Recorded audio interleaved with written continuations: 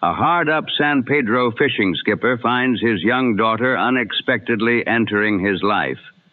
That is the waterfront situation at the center of Lux Radio Theater's adaptation of MGM's 1941 comedy drama, Barnacle Bill.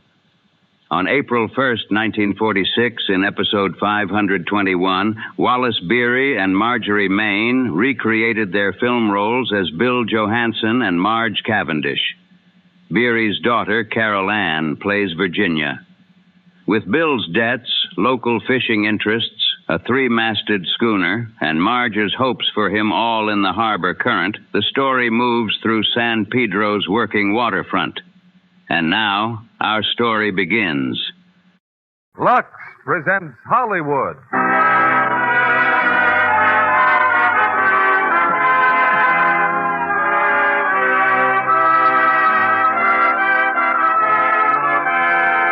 The Lux Radio Theater brings you Wallace Beery, Marjorie Main, Noah Beery, and Carol Ann Beery in Barnacle Bill. Ladies and gentlemen, your producer, Mr. William Keeley.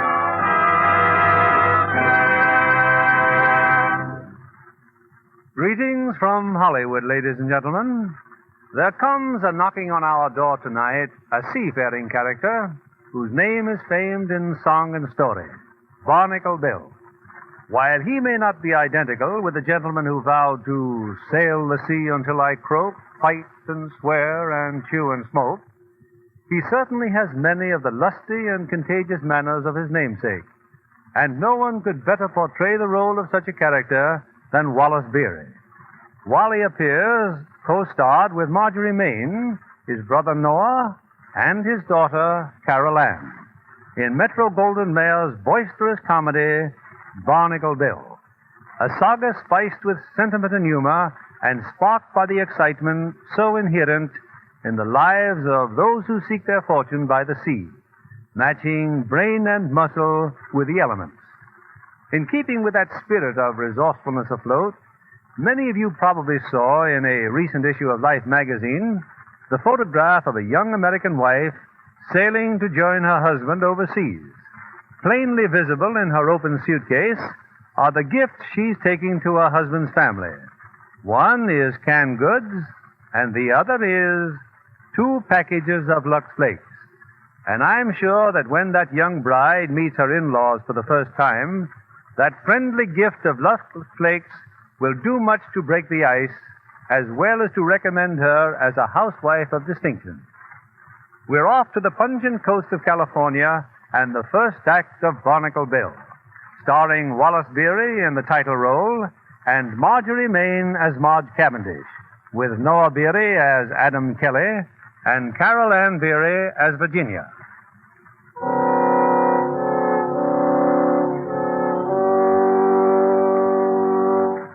Like a broken heart needs gladness, like the flowers need the dew, like a baby needs its mother.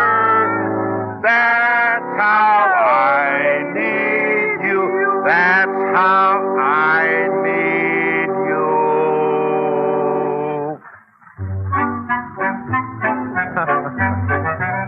It's been nearly 6 months, and Bill Johansen sat in Margie Cavendish's parlor and rendered that haunting duet with her. Rendered meaning to tear apart. But now on the bow of his dilapidated fishing boat, Bill's returning to port. Pico, his partner, labors manfully at the oars of a rowboat, slowly towing the fishing boat into dock. Hey, Bill, why don't you help me with the oaring? Here, help you? Did you ever hear of a captain deserting his ship? I'm just sitting here till my vessel sinks from under me. That there's marital tradition, Pico. Maybe, but she will tow better if you pump some of those water out. Oh, she'll float all right until we get her into the dock. Hey, Pico, you see that there Gloucester schooner over there? That there's the Three Sisters. Doggone, ain't that a pretty ship? Bill, we're going to sink any minute. Oh, stop your worrying. There's the boatyard dead ahead. You sure they fix your boat in here? Will you stop your yammering? My sweetie lives in there, she and her pa. Why, him and me's just like father and son. They'll be tickled to death to see me. They'll... Is that you, Bill Johansen?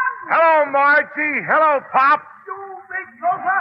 You get any closer and I'll ram a harpoon down your big fat mouth. That's your father, Bill. I'm home, Marge. You keep that boat out of our dock. Stand clear, you old abalone. I'm throwing a line. Tie this up, honey. Throw it in, Bill! Don't you do it, daughter. Don't you do it. If you don't, we'll sink right here in your front yard. Can't let her sink, Pop.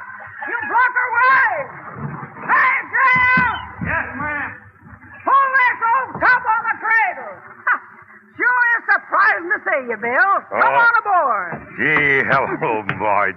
Gosh. Just don't you try any more of your slick ways with my little girl, you good-for-nothing deadbeat. Don't you call me a deadbeat. I'll sue you for liability. Now stop talking mean to my pap or I'll part your hair with this here axe. Marge, you ain't changed one teeny bit, have you? You got that $100 you owe us? Well, to tell you the truth, yes, sir, Marge, you're just as pretty as you ever was. Oh, this here's Pico, him and me's partners. Howdy. Hello. Pico, you remember the little girl I'm always talking about being so handsome and talented? No, I don't remember. Hey, so why did you step on my foot? You remember Pico, my pinup girl. Oh, yeah. Well, this is it, Pico, on the hoof. What about my $100? Pop, I ain't got it on me at the moment. Just an oversight. I'm going for a lawyer right now. I'll attach your boat. Oh, you ain't going nowhere, Pap. If Bill ain't got a boat, he can't fish. And if he can't fish, he can't pay his bills. That's all there is to it. And get on in the store, daughter. Customer just came in. See you in a minute, Marge. Pico, ain't that some fine figure of a woman, huh? I don't know, Bill. I think maybe you just been looking on the mackerels too long. Hey, Bill, you really think her father going to get a lawyer? Oh, who cares? I don't really own the boat anyway. You don't own the boat? Not legal like I don't. That boat belongs to my daughter. When I bought it, I had it put in Virginia's name. Jeannie? How should I know? I ain't seen her since I left Gloucester. That's a long time ago. How do I know? I don't know. Well, what are we going to do now? You go and help that fella get that boat up on the cradle. I'm going in and schmooze some with Marge.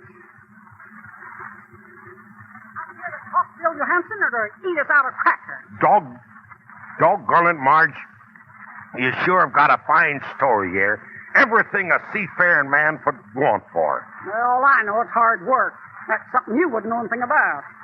You know, Marge, I seen a lot of women in my life, but I never seen any like you. When they're talented, why, they ain't pretty. And when they're pretty, why they ain't sophisticated. Gosh, you got all three combined. You're the flatteringest man I ever did see. But somehow it always costs me money. No, what did you have to go say that for? I was just going to speak about that little bill that I owe, but you got me all embarrassed, and I don't want... Oh, well, I didn't mean to. Go on, Bill. Well, I came here kind of a sudden, Marge. I just ain't had time to have my bank accounts transferred. You got your pants on? Margie, sure I got my britches on. And you're standing in the middle of your bank account right now. You know doggone well I'll pay you the first load of fish I get. Pay off $100 with one load of fish? Huh, you're some optimist. That's it. Go on, call me names. When I go after fish, I get 'em. Yeah, the prices ain't what they used to be. Ow! Oh, kick your big mitts off of my crackers. Have I been eating your crackers? Of course you have. You see, well, you got me so doggone stirred up, I don't even know what I'm doing. Margie, doggone it, you're prettier than a sea bass. Now, stow that soft talk. I'm talking about the price of fish, not the looks of them. Things are tough, Bill. They are, huh? There's a no-good thief in town. Now, Marge, don't be like your pa. I'm not talking about you. I'm talking about a hound dog named Adam Kelly. He runs the wholesale business here, and all he gives is 5 cents a pound for tuna. Well, what do they sell it to him for? Of course, ain't nobody else will buy. When they try to, Kelly and these thugs run him out of town. Somebody's got to stand up to that part. Bill, I think you're the one to do it. Who? Me? Huh. Why should I go out after 5-cent tuna when I can get 30-cent swordfish, huh? You mean, why should you work hard when you can sit on that broad beam of yours and wait for a swordfish to come by? Oh, what do you got to be that way for, Marge? I'm simply protecting your investment in me. How long's it going to take before my boat's ready to go again? Jeff says 2 days. Oh, you just wait and see what I'm with. And while your boat's here, you're living on the boat. No more boarding with me and Pop. Well, you just remember this. Soon's my ship's seaworthy, I'm going fishing. Why, I regard my financial obligation to you as a debt of honor. I'd be nothing more than a mangy old unreputable seagoing skunk was I to try and welsh on you and your pa, wouldn't I? You're telling me something terrible, Bill, but I won't say it. Marge, now, doggone it, how can you think of such a thing?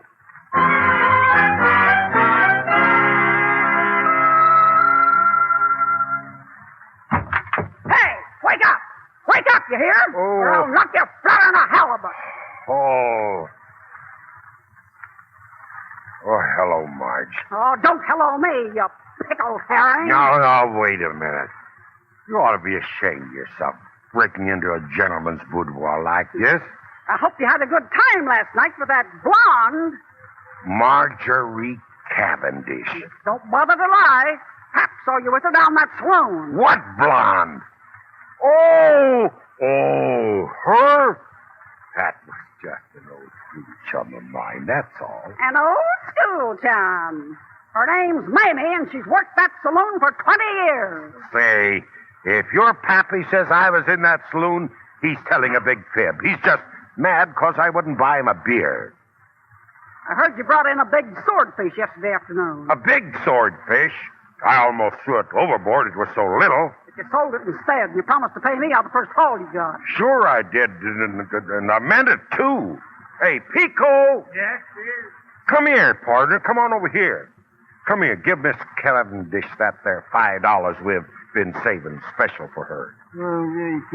Here's $5, Bill. Well, give it to her. But, Bill, I got... Give it to her. Thanks.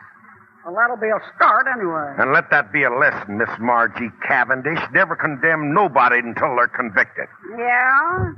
And last night ought to be a lesson to you. To stay away from blondes named Mamie.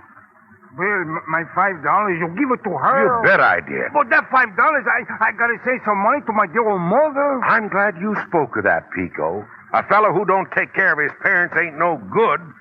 Oh, gosh. Oh, my head. Listen, Bill, you get $30 for saltfish. How could you be so selfish, Pico? I got expenses and income taxes and everything to pay. Bill, that big fat blonde in the saloon, she steal your money, huh? Don't talk to me about last night. It's a horrible memory. But how am I going to send some money to my poor old mother? Stop yapping about your maul.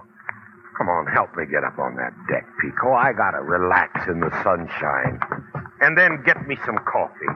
Don't forget the cream. Where am I going to get the cream? I got no cow. Use your imagination. Steal it off of somebody's front doorstep. Yeah, Bill, I sure wish I had a head full of brains like you. I sure wish you had my head. Aunt Letty, I think I found him. Hey, over there, do you have to yell like that? Can't you see I'm... Here, Aunt Letty, on this boat. Stop that screeching, lady. Say, who said you could come aboard my ship? It sure looks like a picture, Aunt Letty. Oh, it's cute, all right. You're the two noisiest females I ever seed. We're not strangers, Bill Johansen. This little girl happens to be your daughter. What did you say? What are you Well, Letty Breckenbridge, it's you, ain't it? You always was bad luck to me. And you remember your baby, I hope? Sure I do. But this here kid, that ain't her. Mine was only, she was only about that long. Children have a way of growing up. Well, Virginia, you finally had your wish. You've seen your father.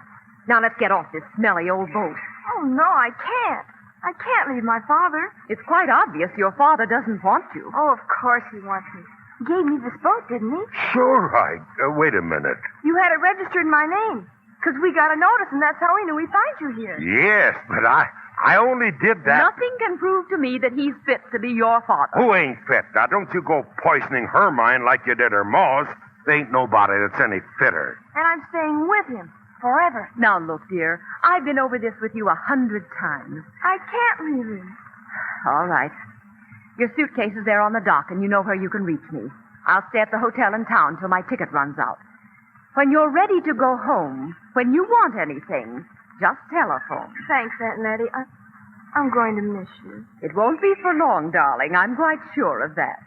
Goodbye, dear. Goodbye. Hey, where's she going? Back to Gloucester, and I'm going to stay with you. You know, I've thought about you all my life. It's sure going to be good having my own paw and sitting aboard my own boat. Don't you go getting any ideas. You know, I'm still the skipper. Sure you are, Pa. We always had a sea captain in our family. My grandpa was. Oh, he practically drove me from the bosom of my family. Folks back home were awful proud of him. They gave him this. Look, this telescope. Oh, gee. That's some telescope, ain't it? He got it for being the best skipper in Gloucester. He had a schooner. The most beautiful thing you ever saw. Just like that one over there. Oh, that there? Oh, that's the Three Sisters. You know, I brought her out all the way from the East Coast myself. You did? Mm-hmm. I was going to go down to the South Seas with her when they owned this doggone it. They went and laid her up. Gosh, I wish Aunt Letty knew you did that. I was sure you were a real sea captain. Sure. Oh, say, what about that telescope? That's got gold bands around it, ain't it? Pure gold. I bet we could borrow $100 on that, don't you? Say, you come with me. I want you to meet an old friend of mine. That's your friend, Paul? The old man sleeping by the counter? Him? He's nobody's friend, not even his own. Watch me wake him up. What's going on here? What in thunderation? Get out of here! Hello, Pops. Where's Margie? You leave her be. You sit down here, Virginie. Margie must be out in the kitchen. I'll be right back. What is it? Guess who, honey? I don't have to. Nobody but you'd come in without being asked. Gosh. Sure smells good, whatever you're cooking, Marge. You know, honey, it must get awful lonesome around here without nobody to talk to except that cranky old man of yours. Now you leave Pap alone. Oh, you don't know what I mean. I mean, don't you ever think what a blessing little children is? Bill, you're finally proposing. Oh, no, honey. You're jumping at conclusions. I don't mean little babies. I mean growed up. Like my daughter. Oh, Jenny, come in here. So that's it. I might have known you was a bigamist. Oh, but Margie, you got me all wrong. No. Her ma died when she was a little bitty baby. Why, she must be 12 or 14, 15 now. Yes, Pa. See, Marge, look, ain't she a nice kid? Well, here's what I've been thinking. I thought that maybe you could put a little old cot there in your room where she could sleep, and, of course, I'm willing to pay you a little extra for board, and then you'll have her as security for what I owe you, huh? Bill Johansen. Ain't that a swell idea? What you doing? Here, take this quarter. Go get a couple more pork chops for lunch. You mean she can stay? Oh, get along with you. Oh, sure. They can straighten that all out. Oh, Margie, hey, you ain't got a extra slick dime, have you? What for? Well, I thought maybe I'd get a little cargo, but I can get along without it, I guess. Now, here, you be nice and polite, Jenny, like your pa, huh? Hello, honey. Hello. Would you really like to stay here with me? I don't know. I thought my father wanted me. He gave me his boat. That's why I came out here, but now I know he did it just so I wouldn't have to pay his bill. Who in the world ever told you that? Boy, there ain't a word of truth in it. There isn't? I reckon I ought to know. Say, you ought to heard your pap talk about you. Mm-hmm. Prouder than a cucumber. What? Prouder. Now, look, child, your pap ain't no great shakes to look at, but that boy's got some good qualities down underneath. Oh, I know. I'm sure he has. Look, can I set the table for you? Oh, now you don't need to bother. Oh, but I'd like to. I was sort of hoping I could keep house for my pa. Well, you'll be all right, honey. And you know, there's some other ways we can help him. Your pap don't know it, but what he needs in his life is a woman. Well, I'm not exactly a woman. Oh, well, now you'll do all right, and I'll help you. Do you think he'll ever be a sure enough sea captain? Well, with both of us concentrating on him, there's no telling what's going to happen. Now, let's see. Tomorrow's Sunday. How'd you like to go to church, honey? You and me and Pa? Oh, and especially your pa. Be kind of nice for him to meet the preacher, don't you think? Oh, that'd be wonderful. Yes, sir. There's no telling what's going to happen. Like a broken heart needs gladness, like the flowers need the dew.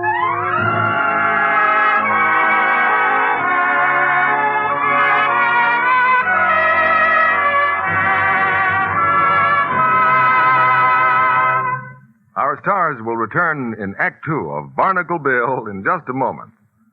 Say, Libby, what are the stars going to wear in the Easter parade? Well, starting from the ground up, I'd say anyone who owns a pair of nylons will have them on that day. The stars guard their nylons like gold, you know, just like the rest of us. That must mean Lux Care. Oh, naturally, because Lux cuts runs way down. Imagine a movie star with a run. Claudette Colbert, for instance. You know, she's just won the Fashion Academy's award for the best-dressed woman on the screen. On the screen or off the screen, I've never seen Claudette look less than perfect. And it's all her own good taste. Remember those stunning clothes she wears in Tomorrow is Forever? She selected practically all of them herself. Directors say she not only knows what looks well on her, but knows what clothes will help the mood of the scene. That's important in a picture like Tomorrow is Forever, where there are so many tense emotional situations. Yes, and perfect clothes care is important, too. Suppose Claudette got a stocking run when she's pleading with Orson Welles, who plays the part of her first husband. But international studios watch out for things like that. They specify Lux for stockings as well as all other nice washables. Lux Care really does make stockings last longer. Hundreds of scientific strain tests proved it. Stockings washed with Lux didn't go into runs nearly so quickly as those washed with strong soap or rubbed with cake soap. So no matter what kind of stockings you're planning to wear in the Easter parade, prolong their life with Lux Care. You can make your Lux go further, too, if you use only as much as you need to make rich suds. Lux contains vital material, so don't waste it. Here's Mr. Keeley at the microphone. Our curtain rises on Act Two of Barnacle Bill, starring Wally Beery in the title role and Marjorie Main as Marge Cavendish, with Noah Beery as Kelly and Carol Ann Beery as Virginia.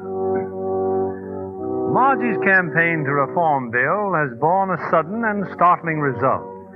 She's actually succeeded in getting him to church. Margie and Virginia beam happily as they join Bill in the closing hymn. Ringing in the sheaves, we shall come rejoicing. Ringing in the sheaves, ringing in the sheaves, ringing in the sheaves. We shall come rejoicing, ringing in the sheaves.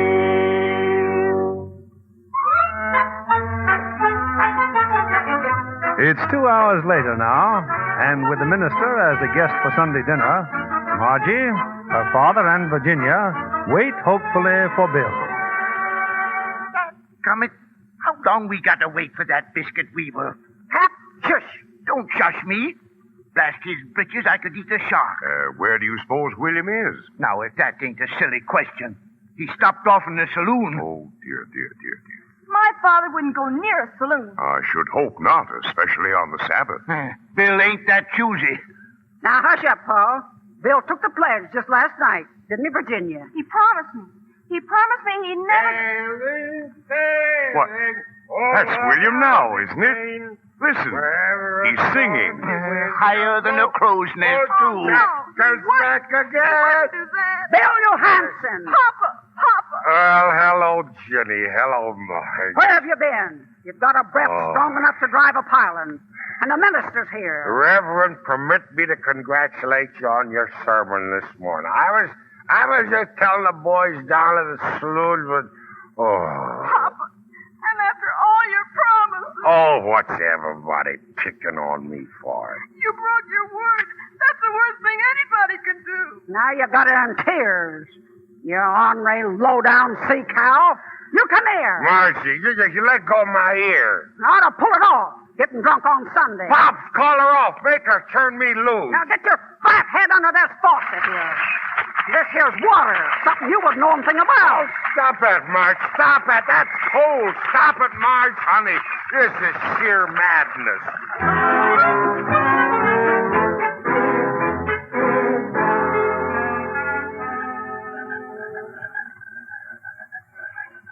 Jenny? Is that you, Jenny? What you doing? Just looking out today, Papa. Jenny, I'm awfully sorry about what happened this afternoon. Gee, what you thinking about? I'm thinking about Grandpa. What about Gramps? I'm thinking I'd like to do just what he did. Cuss me out? All right, go ahead. If you get stuck, I'll try to help you. I'm thinking about when Grandpa got sick the last time. And the doctor told him he'd never get out of bed again. That night, Grandpa got up and went out to his boat. But you just said he was ailing. That didn't matter, because he was a sea captain. Sea captains don't like to die in bed. That's right, we don't. Sick as he was, he went out to sea, all alone. Nobody ever saw him again. Oh, I think that's a beautiful way to die. Oh, that's a fine thing to be talking about. You're too young to... Why, what would I do without you, Jenny? You'd be better off. Oh, that's crazy. Whatever made you... Oh, Pa, don't you start crying now. Well, I'm just sorry for the way I treated you is all. And I wasn't crying either. Something just flew in my eye. Jenny, I'm going to get myself a job. I'm going to go to work. You won't have to look for a job, Pa. Margie and me already got one for you. Oh, now, what did you have to go and do that for? Joe Patillo's boat is going out tomorrow. You don't have to take it if you don't want to. Well, I guess the trouble is I want to. Pa. Could you kiss me like that again? Oh, Jenny? sure, Pa. Wait. I'll make sure that nobody's peeking. Nobody's peeking. Guys,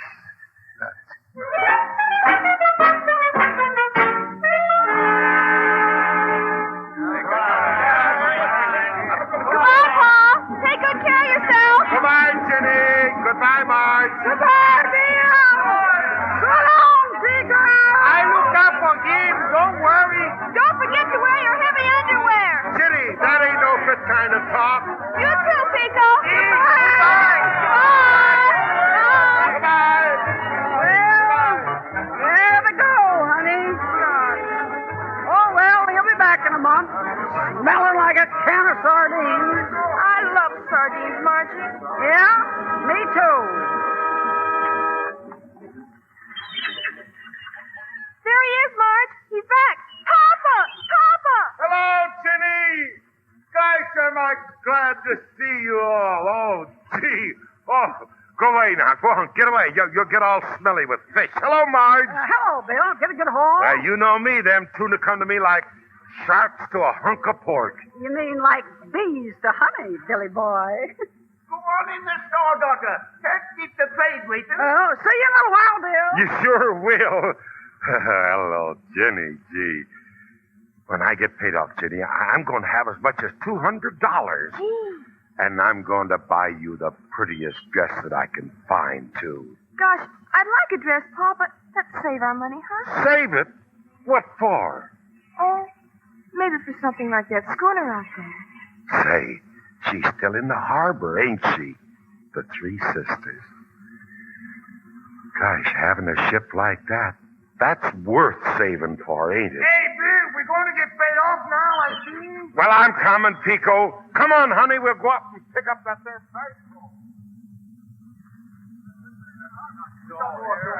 100, 150, 165. Hey, what is this? We're all beefing, Bill. But what can we do about it? Well, I figured I had about $200 coming to me. Where's that Adam Kelly fellow?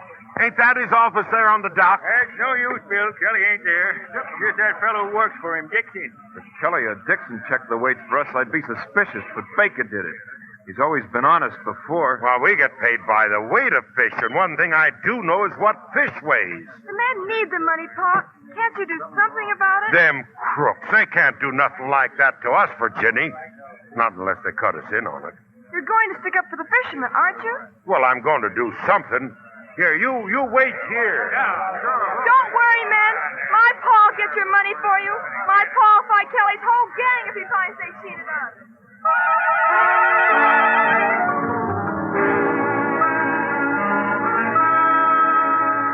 If you got any business with Kelly, you can tell it to me. Okay, Mr. Dixon. I figured somebody made about $3,000 extra off of that load of tuna me and those boys out there just brung in. You do, huh? Yeah, but they ain't no sense making trouble if you can settle things peaceful like. You squawking for the gang or just for yourself? Well, I'm here alone, ain't I? And what do you figure you got coming personally? Oh, about $50. Well, just so there'll be no hard feelings. Of course, this year don't include anything for keeping my mouth shut. What's that worth? Well, I got a pretty big mouth, Mr. Dixon. How about $100? That would only about half shut my mouth. $150 and not a cent more. All right.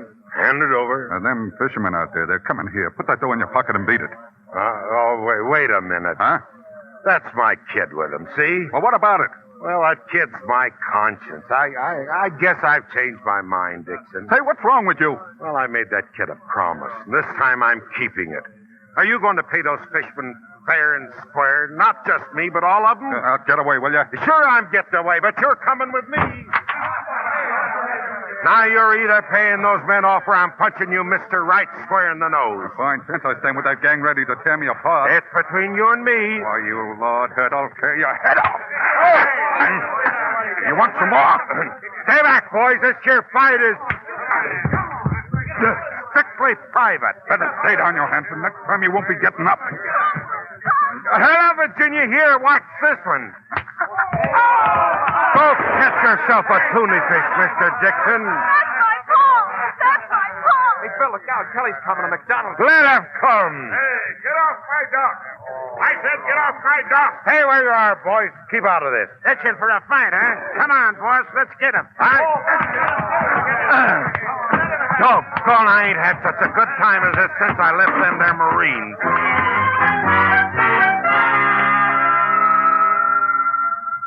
Well, just don't stand there, Dixon. What did you find out?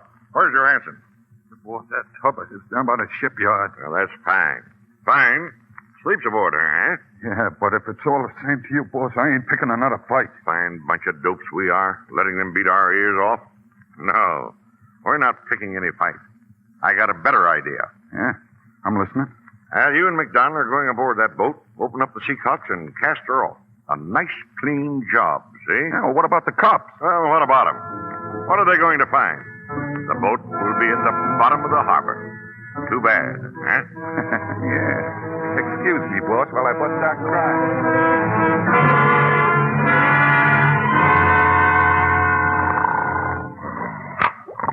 Oh! Ow, my toe, my toe! Hey, what's the matter? What are you hollering about? Oh, you ignorant foreigner. What's the idea of putting a mouse trap in my bed? What do you mean, mouse trap? Why for? I try to catch you for? I don't know why. I only... Oh, I'm sorry, Pico. Of course you didn't put it in my bunk. It must have just floated in all this water here. Go on back to sleep, Pico. I'll just... Water? What? Pico, we're sinking. Bill, we are sinking, Bill. Help, I can't swim. Let's get out of here. Hey, Bill, so dark Oh, here. quit yowling and step right out on the dock there. Help! Somebody move the dock. Throw me the rope, Bill. Here. Grab the rope and hold on. We're all right, Pico. You're just a few feet from the dock. Margie! Drop that fella out there. Doggone, honey, we're sinking. What? Just a catfish through the bay. Get your dinghy, Margie, and row out here. Right in front of our drive. Oh, that there crazy Pico left the seacocks open. Pico, where is? Pull him in the dinghy, Marge. Stop playing little piggy like the market and go pull him in yourself. I will, honey, just as soon as I get this mouse trap off my pinky. There. Well, honey, looks like I'll have to be boarding with you after all. The six won't be living on that boat after they get a raise. Well, I guess it's just fate, Margie, bringing us closer and closer together. Who am I to struggle against the stars? You know, Billy boy, I might let you hold my hand if it wasn't a rowing. Oh, Margie Cavendish.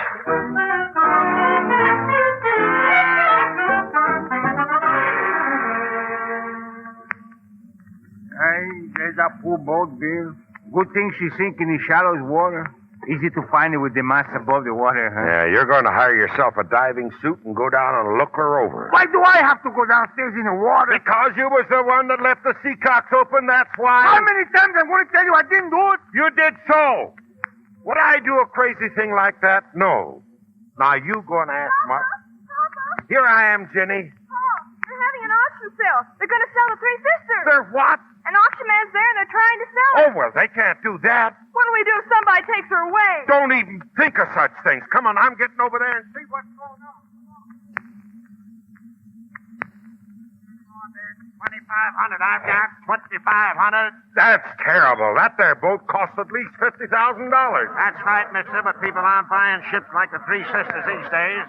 All right, I got 2,500 once, 2,500 twice, the third and the last time. 26. Bill, you crazy? $2,600 once, twice, the third and the last time. Sold to that gentleman with the little girl. Step up, brother, and pay your deposit. Who? Me? Well, naturally. But, mister, I just happened to be passing by. I don't carry that much money with. I couldn't take less than $150 to bind a $2,600 deal. Well, 150, that's different. What's your name? Oh, Bill. Bill what? William. Captain William Johansen. And our address is care of the Cavendish Dry Dock. Thank you, young lady. Well, Captain, the balance is due in 10 days. Here's the address to send it to. The boat's all yours now. Did you hear that? The Three Sisters is ours. Gosh, look at her. Ain't she beautiful? Bill, where are we going to get $2,450? Paul, get it, won't you, Pa? Well, there's only one person I know got that much money. It's going to be a terrible sacrifice, but I guess the time has come to make it.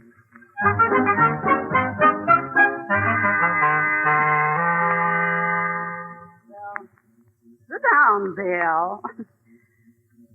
Sure was thoughtful of you to bring me these flowers. Kinda does things to me. Oh, they ain't half as delicate as you are, Margie. Say, Margie, Jenny's asleep, huh? Oh, sure. And your pop's out? Good. Huh? Just you and me, Bill. Sitting in the parlor like we used to. Yeah, gosh. Marge, would you sing that there song again? Just for old time's sake. Why, sure, Bill. Kind of like it myself. You know, it's so soothing the way you sing it. Come on, honey. Like a broken heart needs gladness, like the flowers need the dew. Like a baby needs its mother. That's how I need you. Oh, gee, you got me all choked up, Margie. I never seen such amazing talents all wrapped up in one little woman. Oh, now, I ain't so really talented. You know, Margie, when I get my boat, I'm going to get an organ just like this here. And then if I'm lucky enough, I'm going to marry a woman like you. And I'll have her sing that song to me every night before I go to sleep. Sounds mighty attractive, Bill. Yeah, but I guess there ain't much sense in talking. How am I going to get that there kind of a boat? Why, I thought you was buying the Three Sisters. Yes, I am, but you know, it's the hardest thing in the world doing business with them there big bankers. That their rate of interest is scandalous. Why, I'd be just working for a heartless corporation, not for the woman I love. Bill, I ain't gonna let you do it. You ain't gonna let me do what, Marge? Work for no heartless corporation. Oh, no, honey. I guess I'm doomed. Oh, no, you ain't. Because, if it wouldn't embarrass you none, I'd like to loan you that money myself. Marge! I got the money for you this afternoon. Well, I can't believe that. I couldn't believe it unless I felt it in my hand. Well, here it is, Bill. It's for you. Gosh. Oh, gee, ain't that a lovely shade of green? Marge, honey. Yeah, Bill? Marge, honey. Pucker up them lips of yours. They're all puckered up, Billy. Yeah, Margie. Let's whistle that there song, honey.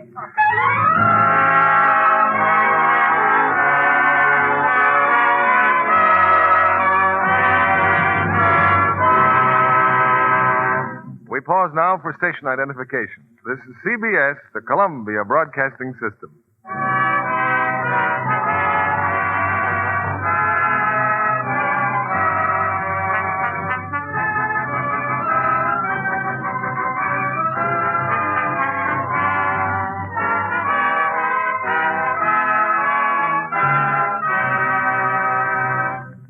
Our stars will return with Act 3 in a moment. Every year, new starlets rise in Hollywood. Some fade, but others shine more brightly every year. Our studio scout, Libby Collins, has brought one of Metro-Goldwyn-Mayer's most promising young players here tonight as our guest. She's Dorothy Patrick, blonde and blue-eyed, with talent to match. How did you get started in the movies, Dorothy? A talent scout saw me in a little theater play in Hollywood, Mr. Keeley. The next day, I was signing a contract. Without a screen test? Mm-hmm. Quite a compliment. I soon made one.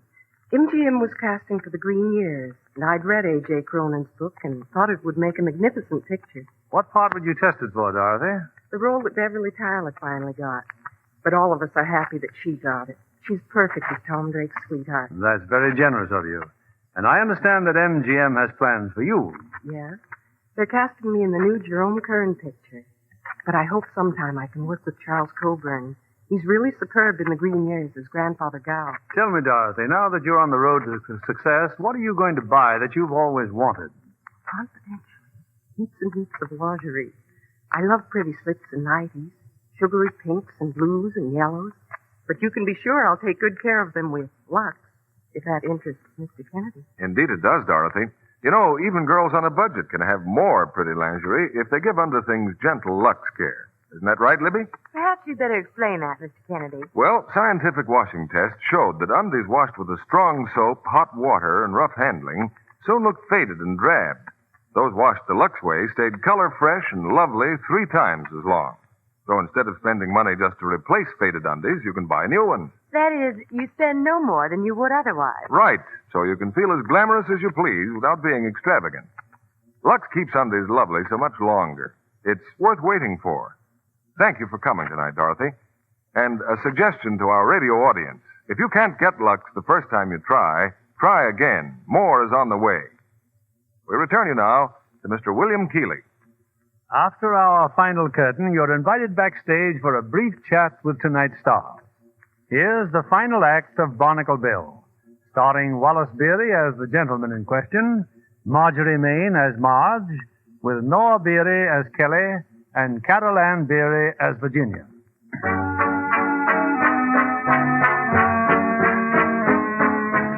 It's the following morning, and stretched out on the dock of his newly acquired schooner, Bill Johansen watches as Pico paints the foremast. But in his heart is a cold terror, for he's led Marge to believe that he'll marry her. Bill is a most unhappy character. Hey, Bill, why don't you never help me to work? Because I'm thinking, Pico. You and me are getting out of here. We're going to the South Sea Island. What kind of talk is those, South Seas? You know I always had my heart set on the South Seas. Sure, Bill, but I thought... Well, that's where we're going. Bill, what is Margie going to say to me? All I'm worrying about is getting provisions and stuff to trade to them there natives down there. Oh, you mean like beads and calicos? Yeah, lollipops, umbrellas. It would take just about $300. Yeah, but where we... Oh, Bill, look. We got company. It's Ginny and Joe Patillo. Keep your mouth shut. Get back to that paint can. Hello, Ginny. Come on aboard, Joe. Getting her all fixed up, huh, Bill? Yeah, I've been working like a dog. Pa, Mr. Patillo has a wonderful idea. He wants to tell you about it. Bill, me and the boys was thinking how you could turn the schooner into a refrigerator boat mighty easy. Refrigerator boat? You mean going out to them tuna boats, buying up fish? Sure. Kelly made a fortune doing it, and so can you. You treat us square, Bill. We'll buy the ice and operate on shares. Say, that's a swell idea. You mean you'll do it? Oh, sure, yeah, I'll do it, sure. Didn't I tell you? Well, I'll go make arrangements for the ice right away. Gee, Pa, wait till I tell Marge. Gosh, she'll be as proud of you as I am. Well, Bill, I think now we're never going to get to the South Sea. We're shoving off just like I said. But how we going to get the calicos and the umbrellas? How? From Adam Kelly. He's going to buy them for us. Bill, you crazy again? When Kelly finds out that we're in the fish business, he'll borrow us $300 just to get rid of the competition. You pretty smart fellow, all right. But this Miss Jenny going to get one big disappointment. No, she won't feel bad. Why, I might even take her with us to the South Seas. Go on, finish up that mast. I'm going to town and do some high finance.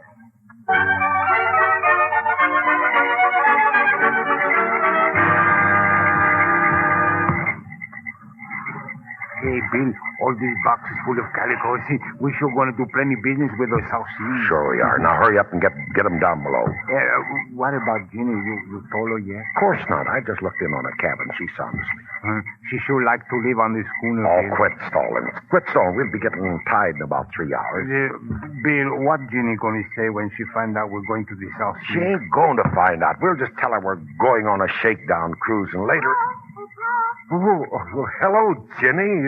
Say, what are you doing up at this hour of the night? I thought you and Pico went to bed, too. Well, we were just taking on some supplies, that's all. You're not fooling me, Pa. Oh, I ain't, They've been counting on you. Mr. Patillo and all the fishermen. They were going to make you captain of the whole fishing fleet. Oh, who wants to be a captain of the fishing fleet? We're going to the South Seas, Ginny. Instead of smelling fish, we're going to smell them there coconuts. Pa, please, you just gotta help the fishermen. This is the only chance I've got, and I'm going. We're leaving tonight. All right, then, Pa, go ahead, but I'm not going with you. Ginny, where you going, Ginny?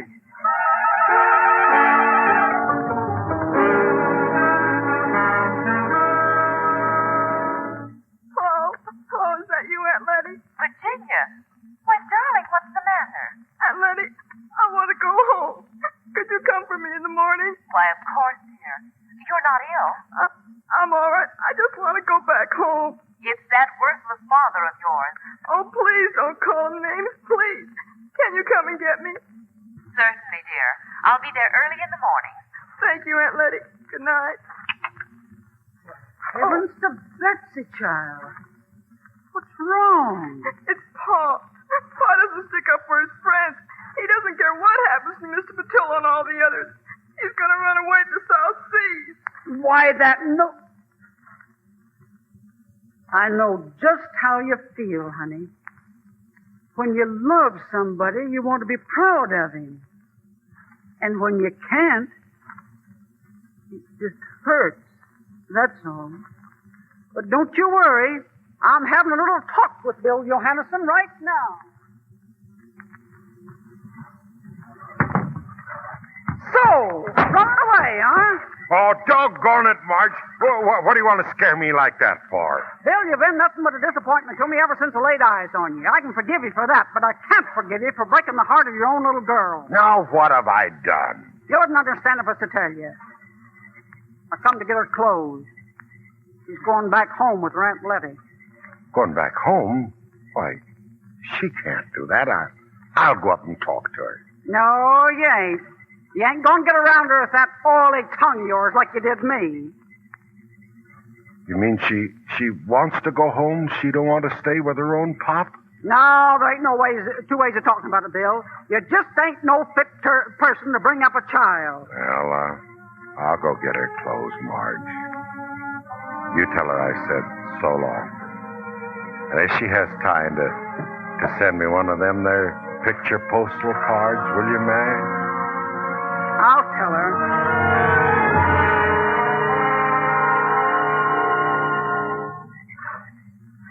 Hey, Bill, I got all the boxes below. Come on, Bill, the tide is starting to change. Bill, what's the matter with you? Shut up. Bill, you sick maybe, huh? All you do for 2 hours now is look on top of the water. You see something maybe? I see my future career going out on the tide, and there's nothing I can do about it. Oh, well, you forget that when we get to South Seas. We ain't going to the South Seas. Bill! We're staying right here. Stop asking me questions. It's this ornery conscience of mine. First time in my whole life I ever had trouble out-wrestling my inner self. Bill, what do you think you're going to do? You going to help those fishermen like Ginny, she say? No woman's going to tell me what to do. Here. You take this, your telescope, and go up and give it back to Ginny before she goes away. And get back here. We're loading up with ice the first thing in the morning.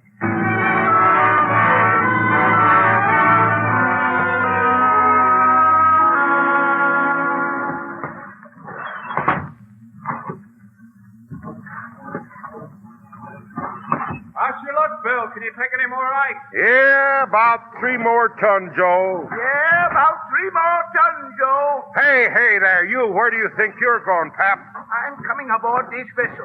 Now, dadgummit, you got a real sailing skipper aboard. Hey, you just pick up that duffel bag and get back where you belong. We're shoving off here any second now. I'm staying right where I am. I'm here to protect my little girl's interest in this ship. Does Marge know you're down here? That ain't none of your business. That's all the ice we got, Bill. Okay, Joe. Hey, stop that. Don't go give him any orders on my boat. Okay, Joe. Get on them sails, Pico. We're on our way. Stand by the cast off. Now cut that out.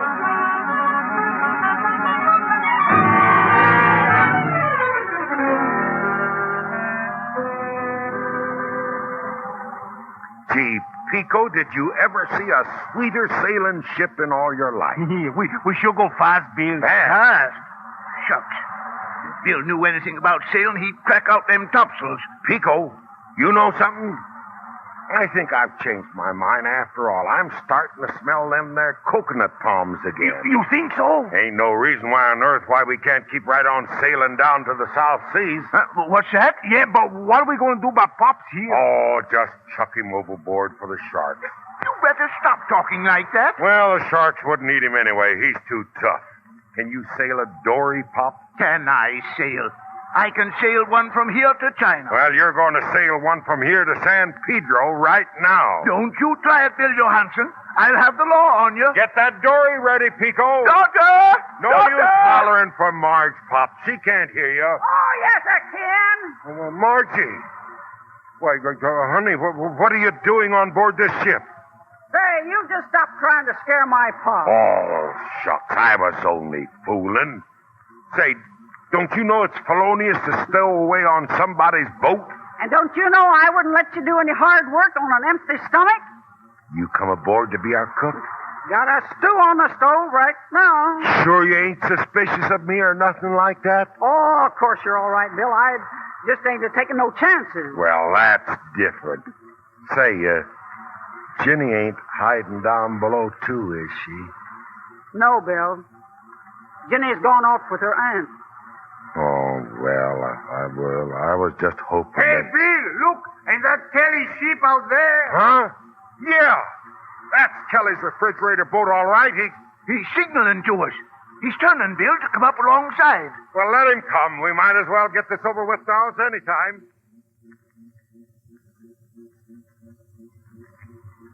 Hey, what's the idea, you handsome? Flying that tuna flag. On account I'm in the fish business, Kelly. You dirty double-crosser. I gave you $300 to keep your big nose out of my racket. Ah, don't worry about your money. You'll get it back with interest as soon as we're in port again. You haul any fish for Patillo and these guys, you'll never get back to port. Now, you just follow me and see what happens. We're heading for them fishing banks right now.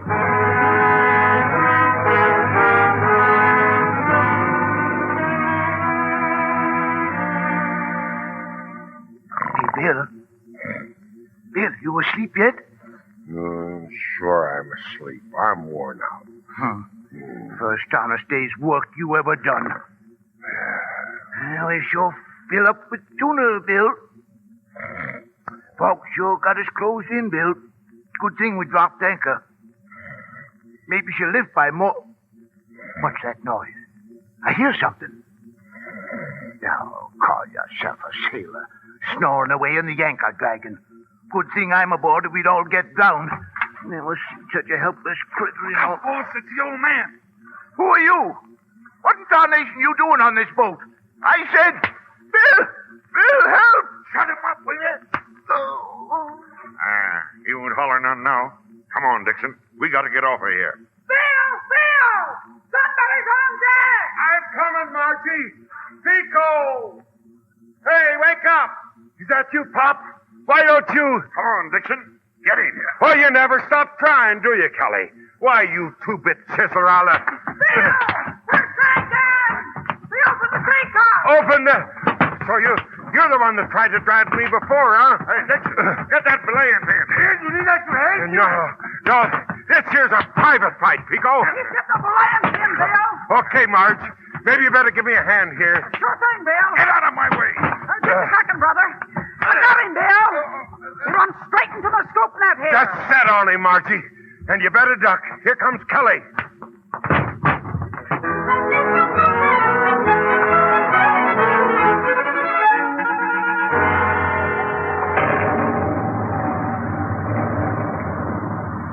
They're coming too, Bill.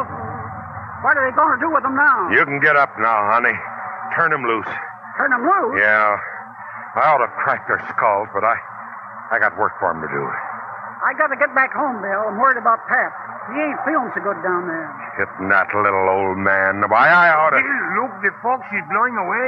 I don't like this wind, Bill. Gonna blow like the devil, I think. Well, the harder the better. The sooner we'll get home. You ain't sailing this tub home. You keep out of this here conversation. You can't start your engines with that water in the hole. We don't need no engine. Get on your feet, both of you. Well, what are you going to do with us? Make sailors out of you.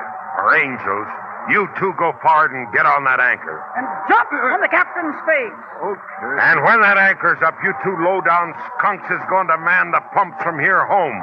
Marge here's going to be standing over you with this here belaying pin. Now get going.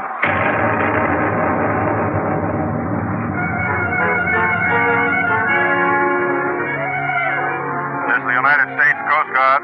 Repeat on storm warning. Gale, hurricane force moving north from coast of Lower California. Velocity 70 miles. Wind increasing. All ships south of Point Vincenti seek shelter immediately. There will be a supplementary report in 10 minutes. Stand by.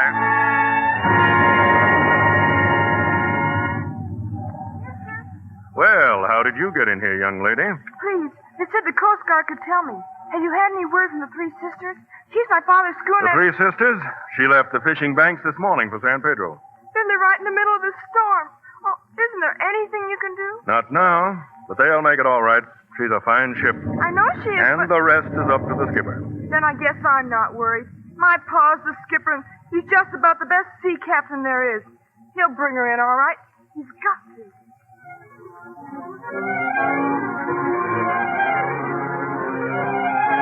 Three Sisters coming into port. She's safe. The Three Sisters is safe. Get down to the docks, everybody. Bill's bringing her in. He's bringing her in.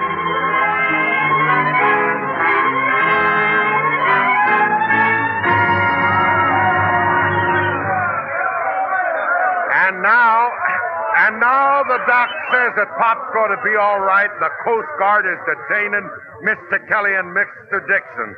All I got to say is, Virginie! I'm glad. Ginny, gee, gosh. I thought you were way across the country in Gloucester. When it came time to leave, I just couldn't go, Pa. Gee, gosh. Anyway, Margie told me you weren't really going to South Seas after all. You know what else she said? She said you're the best sea captain in the whole world. Did she say that? And here, Pa, here's Grandpa's telescope. I know he'd want you to have it because I know he'd be just as proud of you as I am. Oh, Ginny, thanks. Margie! Hey, Margie! Oh, she's busy now, Pa. She's talking to somebody. Who? Don't get mad, Pop. The minister. Jenny, honey, how'd you like to be one of my bridesmaids?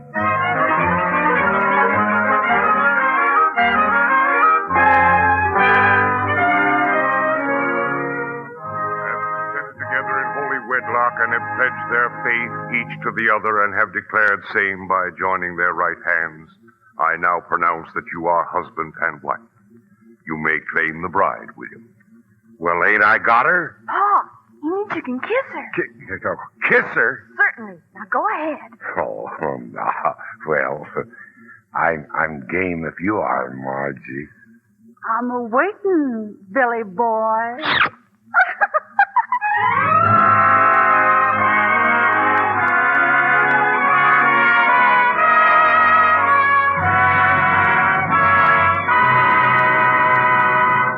Our stars will return in a moment for their curtain call. Do you have a big family dinner on Sundays? It's good to see the folks, isn't it? But don't you sometimes wish you could serve dinner on paper plates? All morning you're in the kitchen, making a pie, stuffing a chicken. Afterwards, there's a mountain of dishes to wash, what with Grandma and Grandpa, Sister Lil and Fred and their young Betty, Junior, your husband, and yourself. If your menu includes fruit sherbet, roast chicken, dessert, and coffee, you'll have at least 73 pieces of silver and dishes to wash. Quite a stack. But do you know that less than 2 tablespoons of Lux Flakes will do all those dishes? Pretty thrifty, isn't it? At that rate, you could wash the dishes for over 20 big Sunday dinners with just 1 big box of Lux Flakes. And lots more dinners than that when your family's down to normal size. A big box of Lux does all those dishes because it goes further. Tests prove that an ounce of Lux Flakes actually washes up to twice as many dishes as an ounce of any of 10 other leading soaps. And no matter how many dishes you have to wash, Lux will help your hands stay soft and smooth and lovely. Even if strong soaps have left your hands red and rough, just changing to gentle Lux for dishes will make them lovely again. Why not change to Lux for your dishes? Here's your producer, Mr. William Keeley. Our thanks for a 4-star performance go to that able firm of Beery, and Maine, who come to the footlights for a curtain call. Well, the Berries sure had me outnumbered tonight. They're a talented bunch, all right. And we're especially happy to welcome young Carol Ann to this stage. I'm sure she's headed for a great career. Thank you, Mr. Keeley. But you know, Dad should take an extra bow. That's right. Today's his birthday. April 1st, eh? Yeah, I'm afraid so, Bill, but I hope we're going to skip any jokes about April Fools. Well, if you say so, Wally. But it's too bad you couldn't have had it taken a day off for your birthday. A day off? Every time I have a birthday, I take a year off. Marjorie, you surely can't be worried about your age. Not since the 96th Infantry Division voted you their occupation girl. Well, they got stamina, those boys. What's the difference, Miss Maine, between a pinup girl and an occupation girl? Are you kidding, honey? You've got eyes, haven't you? Well, Marjorie, I'm sure the 96th Division wouldn't have chosen you unless you'd been an inspiration to them. Well, they hurried back anyway. Wally, how come the Waxer Waves didn't elect you a pin-up boy? Shucks, Bill. Of course, it embarrasses me to tell about it, but they tossed a coin between me and Van Johnson 2 out of 3. 2 out of 3, eh? Well, then it was 3 out of 5, 4 out of 7, 5 out of 9, and so on until Van Johnson won. Well, I'd have you on my wall, Wally. Except I don't think you'd go so well with heliotrope design. I think Dad looks much better against the background of our Jackson Hole Ranch. Wonderful country up there in Jackson Hole, Wally. Yeah, Bill. When the theater goes see Bad Bascom, which Marjorie and I just finished with Margaret O'Brien from Metro-Goldwyn-Mayer, they'll appreciate how beautiful that country is up there. I understand that picture's having its premiere in Wyoming this week. What are you presenting here on Lux next week, Bill? Next Monday night, we're bringing our audience another colorful, exciting drama. Metro-Goldwyn-Mayer's Western thriller, Honky Tonk. And our stars are Lana Turner and John Hodiak. I can see the audience approves the cast, Bill. Well, I could kind of go for that Hodiak film myself. And Honky Tonk is a story made to order for them. The fast-moving saga of a gentleman gambler, quick on the trigger, reckless both at love and dice, and a woman whose loyalty and deep devotion follow him to the dramatic climax of his dangerous career. Sure sounds like an exciting evening, Bill. Good night. Good night, and many happy returns. Lux Radio Theater's Barnacle Bill has reached its close. Good night, and thank you for sharing another evening of classic radio.